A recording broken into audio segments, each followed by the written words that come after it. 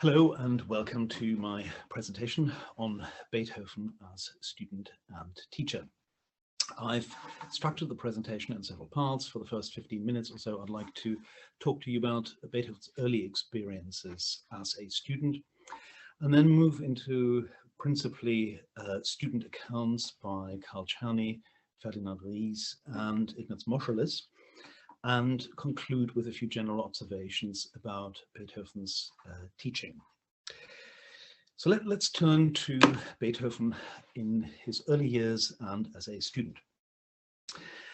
Until just after the beginning of the 21st century, musicological studies on Beethoven as a student seem to have focused predominantly on two elements.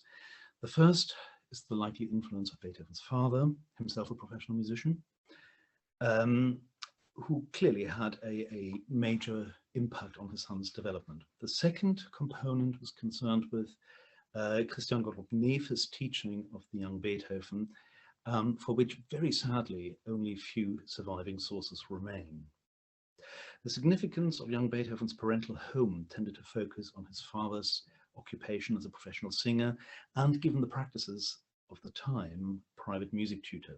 In contrast, Neefe's output as a court and church musician was more tangible in its relevance to Beethoven's development, ranging from conducting to playing the organ and to composition. What was shared by both scenarios is a lack of academically credible sources that offers inside information about Beethoven's initial studies. This changed in 2006 when the diaries of Gottfried Fischer became available, a master baker in Bonn, whose family owned the house in which Beethoven's parents rented an apartment.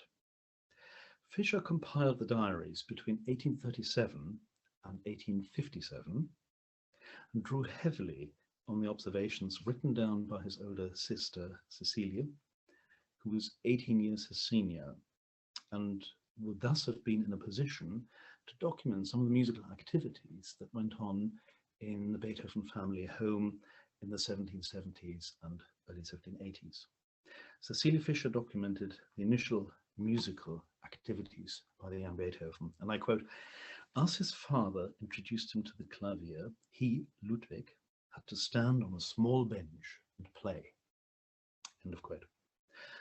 Her brother Gottlieb reports that Johann van Beethoven was critical of his son's attainment at school, and therefore, and I quote, "put him in front of the piano so early and taught him firmly." End of quote.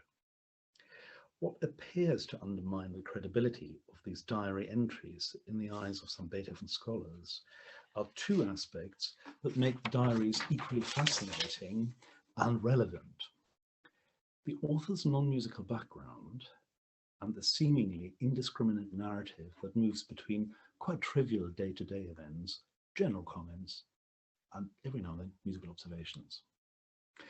On reflection, this should be reevaluated. The writer's lack of musical knowledge appears to lead to the reporting of events without offering any explanations, which, in my view, reduces the risk of being shaped by an unconscious bias. This in turn repositions the source as a potentially highly relevant contemporaneous account of Beethoven's early years.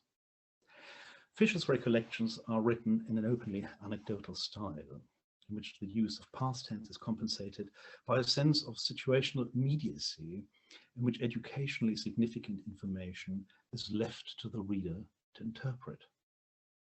Beethoven appears to have practiced repeatedly without musical notation, or using musical notation, much to the consternation of his father. And I quote from the Fischer diary entry: "Listening to Ludwig play the violin, his father noticed again that he was playing what came to his mind and without the music.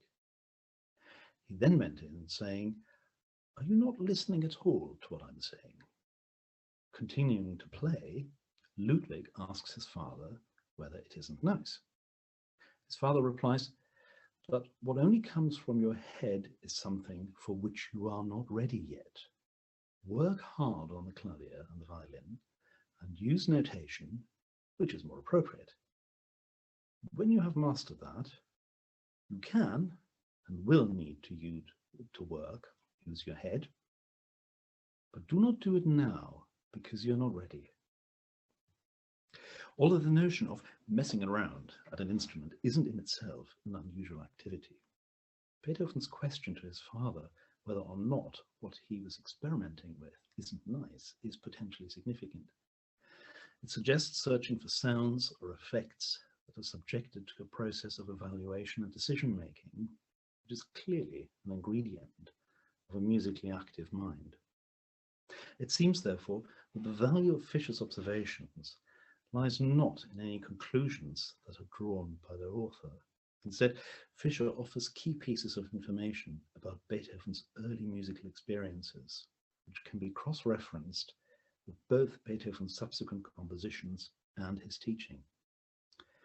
The significance of improvisation in particular in Beethoven's early development cannot be underestimated, partially because it was part of the training of the musicians of the time, and partially because Beethoven left clear evidence of improvised passages in several of his compositions.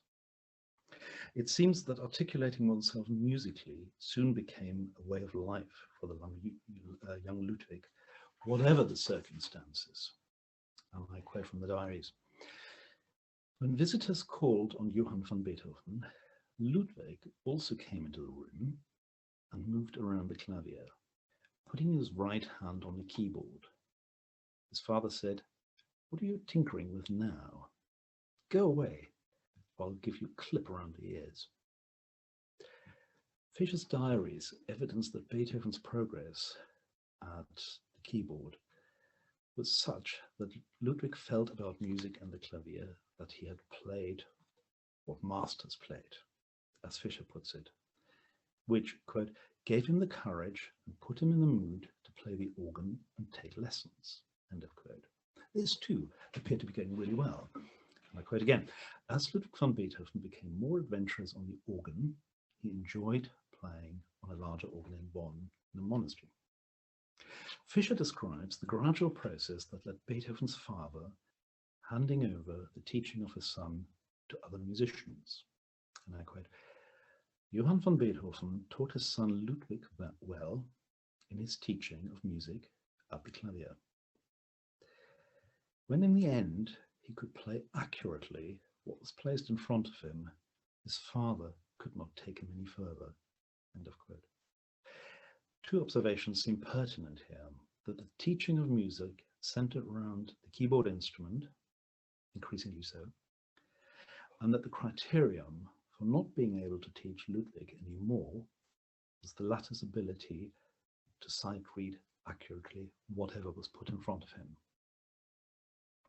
Fischer goes on to observe that, quote, his father believes that he might have a talent to learn musical composition, and thus sets about finding a suitable teacher.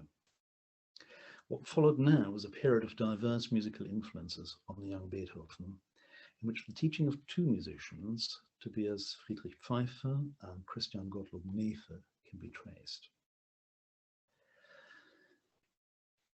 Johann van Beethoven seems to have approached Tobias Pfeiffer, a singer, oboe player and keyboardist who was part of a theatre group in Bonn for the season 1779 to 1780, before moving to Frankfurt around 1780. Fischer reports that Pfeiffer lived in the Beethoven house as a lodger and gave the young Beethoven lessons. Much to Johann's delight, according to Fischer, Pfeiffer, according to Fischer, I beg your pardon, Beethoven's father regarded Pfeiffer as, quote, an excellent musician and composer for whom his son has the good fortune to learn a lot.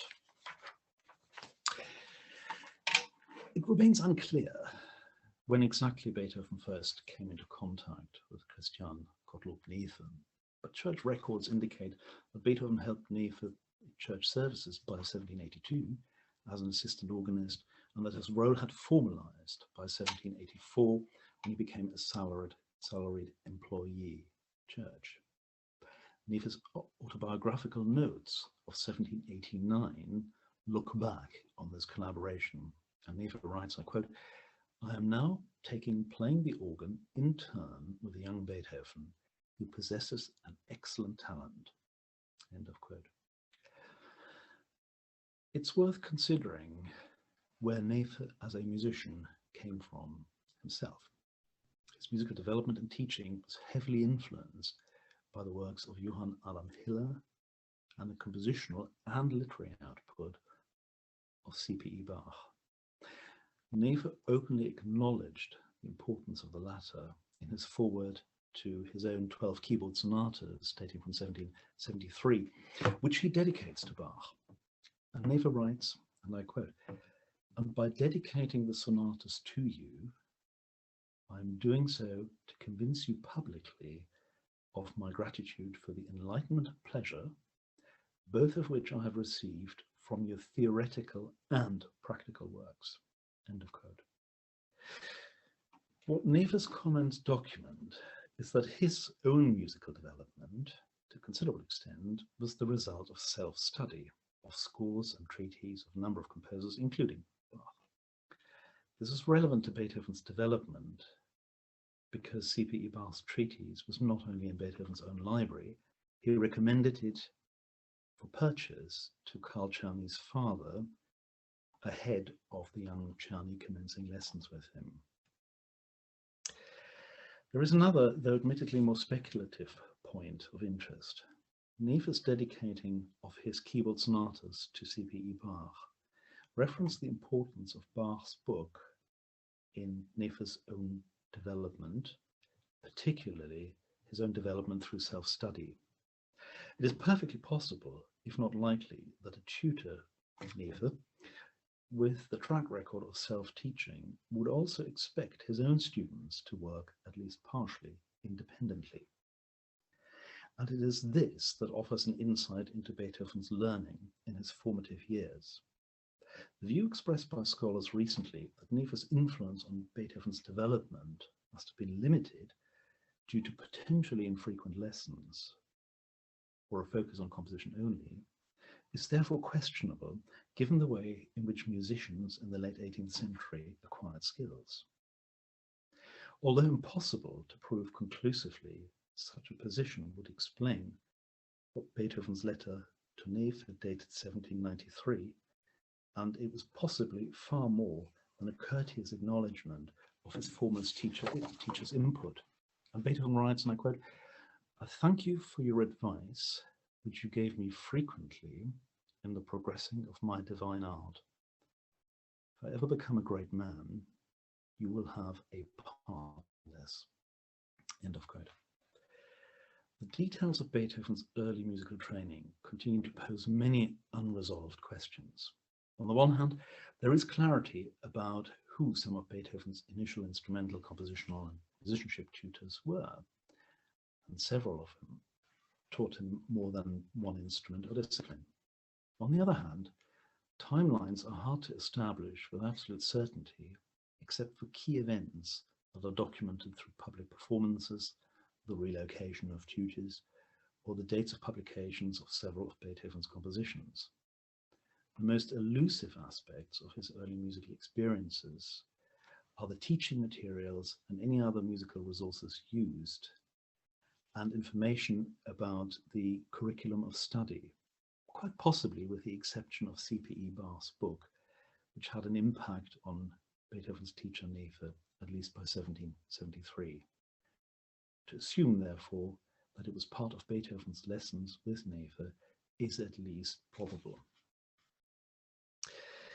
Let's move on to Beethoven as a piano tutor in his own right. The experience of Beethoven as a piano teacher has been documented by both Carl Czerny and Ferdinand Ries. But it is worth noting that both men encountered Beethoven at different stages of their own development. Czerny was aged 10 when he first played to Beethoven, and Ries commenced his studies with Beethoven at the age of 17. There's also a difference between the writings of both composers with regard to Beethoven. Ries' commentaries come principally from his book Remembering Beethoven, co-authored with one of Beethoven's longest-standing friends, Wegler, in 1883, thereby making it one of the earliest biographical sources by those who knew Beethoven personally. Czerny, on the other hand, though equally closely connected with Beethoven, continued to write about his contact with Beethoven until his own death in 1857. For the purpose of the current presentation, I will restrict myself to some of the key observations from both composers, recollections that relate directly to their experiences of having been taught by Beethoven. So let's look at Carl Czerny first of all. Describing his musical background pre-Beethoven, Czerny explained that, and I quote, "My father, rather than train me as a superficial recitalist, wanted me to develop a sense for music through the constant study of new works and proficiency in sight reading."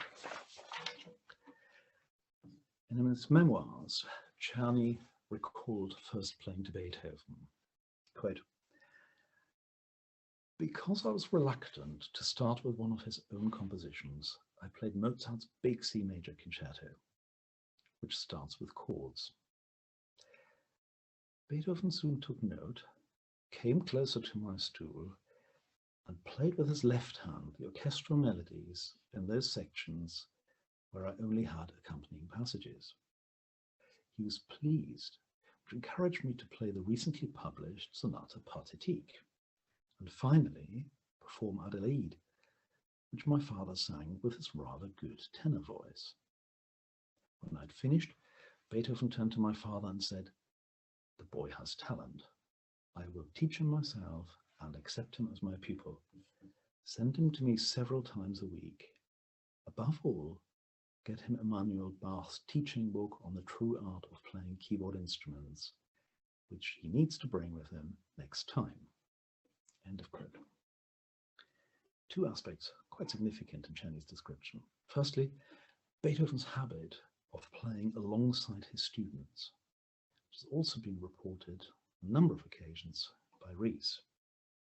Secondly, the recommendation of C.P.E. Bach's treatise and the way in which Beethoven went on to use it during subsequent lessons.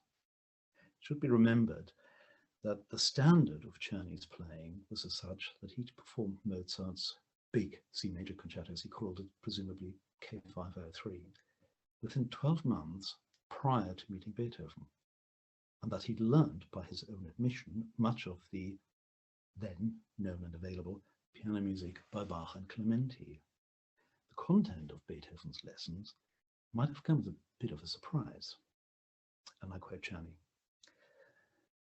"During the first few lessons, Beethoven made me work solely on the scales in all keys and showed me many technical fundamentals which were as yet unknown to most pianists, e.g. the only proper position of the hands and fingers, and particularly the use of the thumb. Only much later did I recognize fully the usefulness of these rules." End of quote. It seems Beethoven took Czerny back to basics, without the reasons being fully clear to Czerny at the time. Czerny's singling out of the thumb as a topic of special consideration may even suggest that his previous way of playing was still heavily influenced by perception of playing the pianoforte that had its roots in a modified keyboard technique based on playing the harpsichord. Progressing to the application of such a change in playing technique appears to have happened after what Czerny called the first few lessons. He recalls, "Beethoven then went through the various keyboard studies or exercise pieces in C.P.E. Bach's book, and especially insisted on legato technique, which was one of the unforgettable features of his playing. At that time, all other pianists considered that kind of legato unattainable, since the hammered, detached staccato technique of Mozart's time was still fashionable." The precise timelines of Czerny's studies with Beethoven remain somewhat ambiguous. According to Czerny's recollections, he auditioned for Beethoven aged 10, which must have been around 1801. Lessons continued for at least 1, maybe even 2 years, but several times a week. Czerny recalled that Beethoven would at times offer his apologies for not giving a lesson because he was busy composing.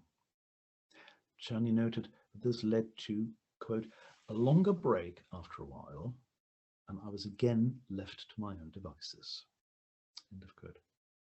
During 1804 and 1805, Czerny gave performances for Count Lichnowsky, often playing Beethoven's music on demand and from memory, much to Lichnowsky's satisfaction.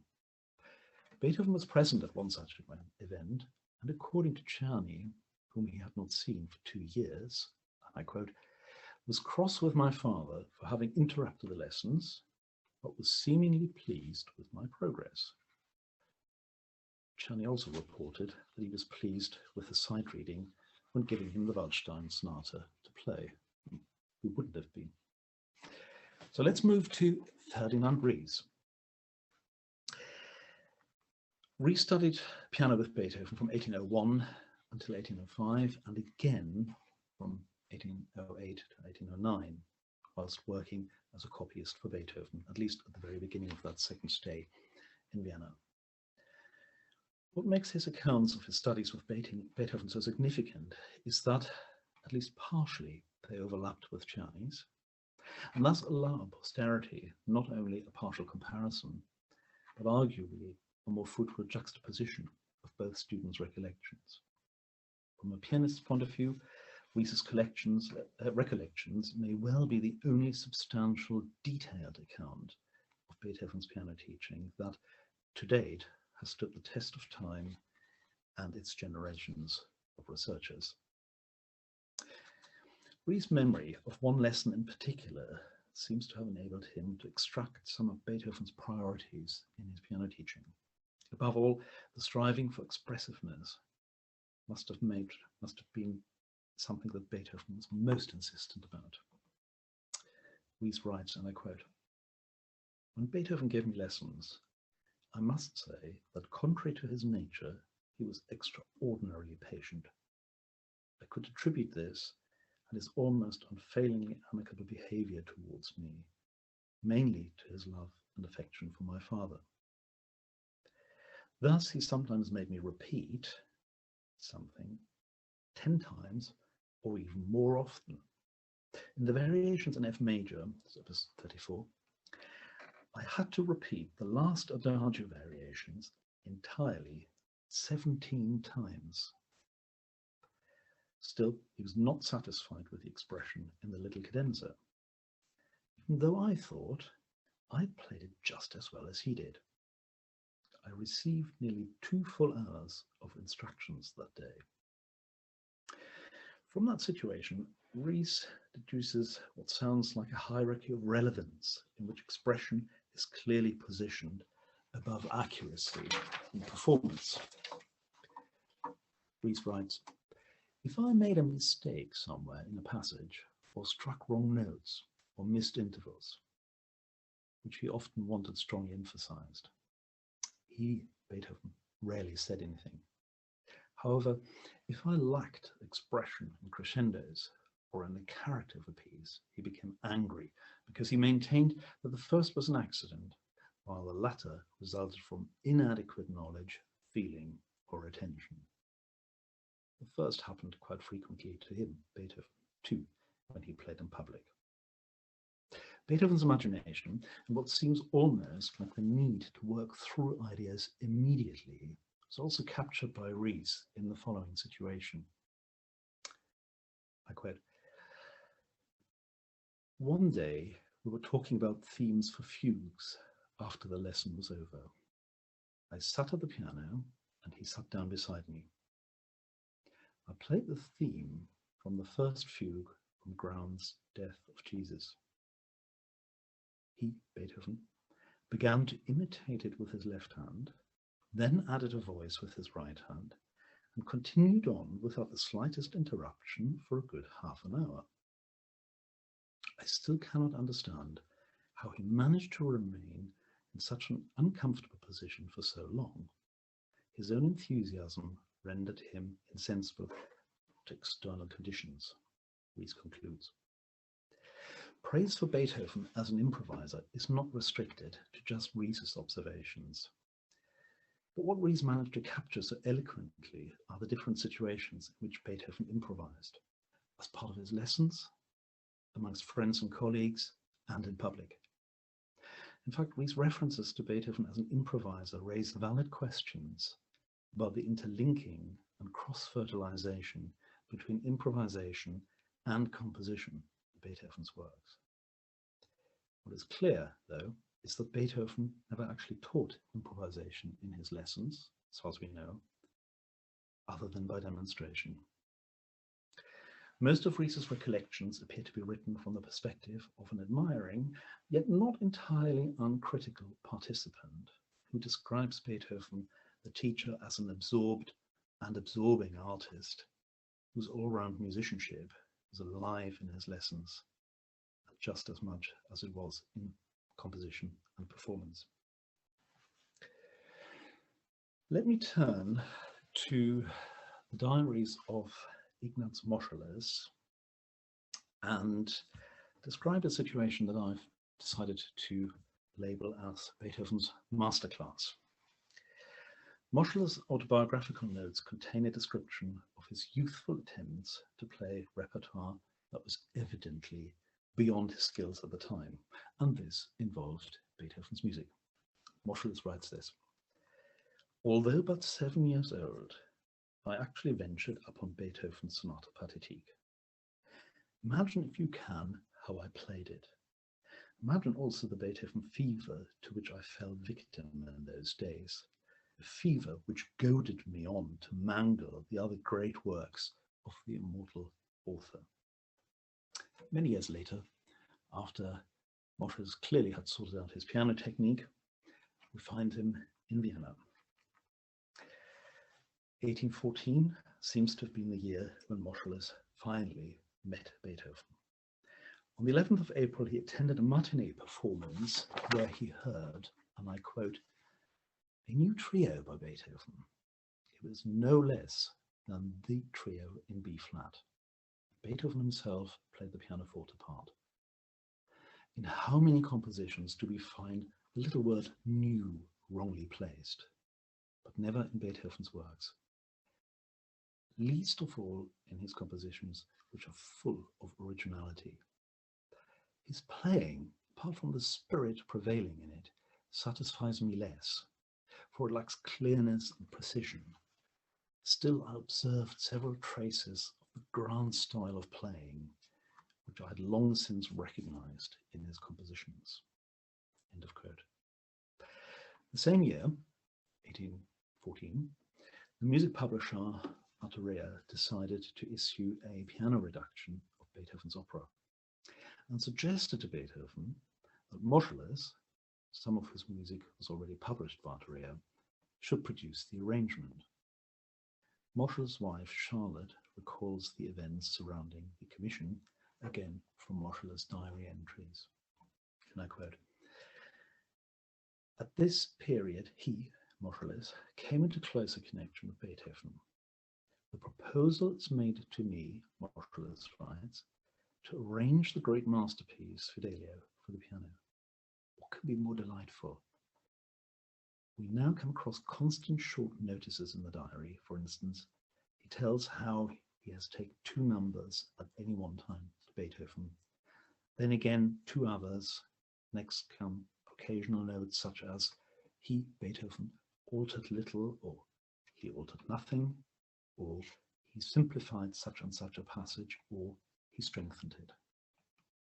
Judging by Moscheles' account, his direct contact with Beethoven was restricted to producing piano arrangements with orchestral works, for which he received feedback from Beethoven himself, and in the process was able to witness Beethoven's pianism and of course his skills as an improviser firsthand, although the details of Beethoven's corrections were not revealed by Moscheles, at least not in his diary. Nevertheless, his experience of working alongside Beethoven, almost in a masterclass setting, make Moscheles' cadenzas to Beethoven's 3rd and 4th piano concerti noteworthy. And so to some summary and concluding remarks. An evaluation of the available material regarding Beethoven as a teacher and as a student raises inevitably a number of questions, ranging from concerns about authenticity, to their relevance, what it actually means to piano teaching today. It is possible to dispute the accuracy, even motivation, of some of those who wrote down their experiences. There are also questions of student bias, which in this case could be born out of a deep-rooted admiration for Beethoven. What is shared between the observations of Czerny, Ries and Moscheles are individual declarations of recalling events to the best of their abilities, of faithfully reporting events as they remember them. In other words, conscious efforts to underline that their accounts were not colored by the desire to idealize or exaggerate. These statements, made in light of more fanciful claims by others, most notably probably Anton Schindler, were designed not only to distance themselves from other publications, they emphasized that their personal presence in the events described, or even their personal participation, afforded them the perspective not offered by others.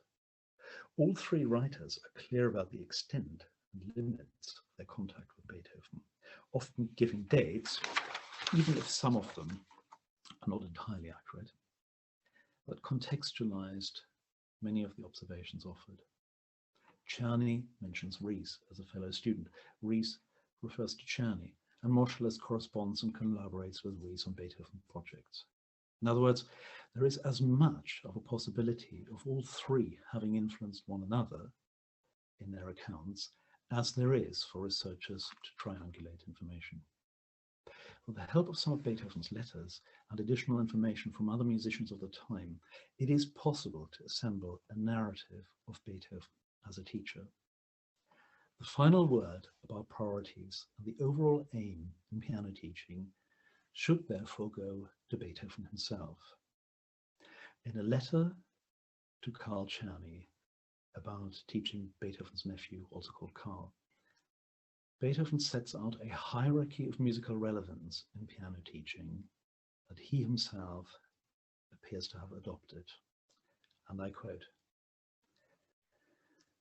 "With regard to Carl's playing to you, I'm asking you, once he uses the appropriate fingering, plays in time, as well as the notes largely without mistakes, only then to encourage him with regard to performance. And at this point, not to let him stop because of smaller mistakes, but to comment on them at the end of the piece. Although I have taught little, I have always followed this method because it soon educates musicians." Thank you very much.